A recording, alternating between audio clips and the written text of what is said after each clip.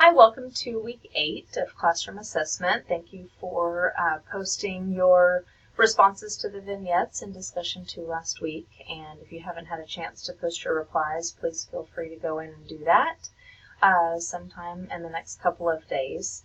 So this week in chapter 8, we'll be moving on to validity and fairness. So please be sure to watch the video over chapter 5 and chapter 4 as well, and let me know if you have questions on that. And then for the activity, we'll be working through the assessment of bias. And so what you'll do is you will be reading the instructions over activity 2, and which are located right here, and I'll just go through those briefly with you. So absence of bias, or fairness as the textbook kind of changed it to, is detecting any type of bias in questions that you may have. And so what I want you to do is to read the reading that I posted on what police and detectives do. So this would be a piece that you might hand to 4th graders to read.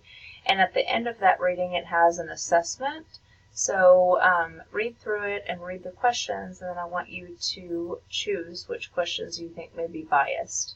So you're going to provide an explanation about the item that you chose.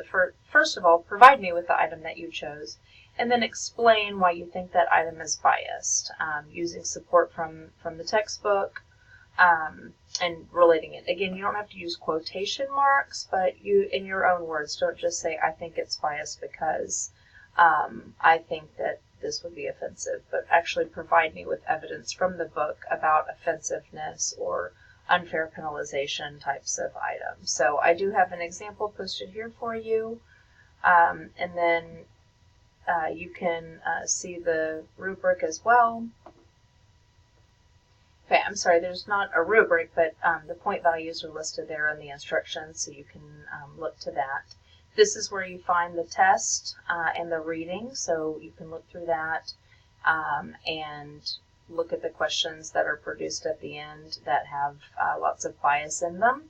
So again, I'm not asking you to look for items that are opinion-based or items that may not be found in the test itself, but look at items that may lead students to feel offended because of the many reasons listed in the book, in addition to items that may lead to unfair penalization because of a lack of experiences or means that the students may have. So those are the 2 reasons that test items may be biased. And then you'll upload your document here. So you can do it in the form of a table, you can do it in like a Word document, that's up to you. So just find the required items and list them here.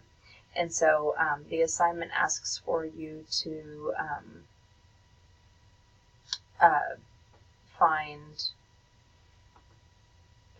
4 items that you believe are biased. So there may be more than that, but just at least find 4 items to detail in your document. So if you have questions about it, please feel free to post them to the course questions. Thank you.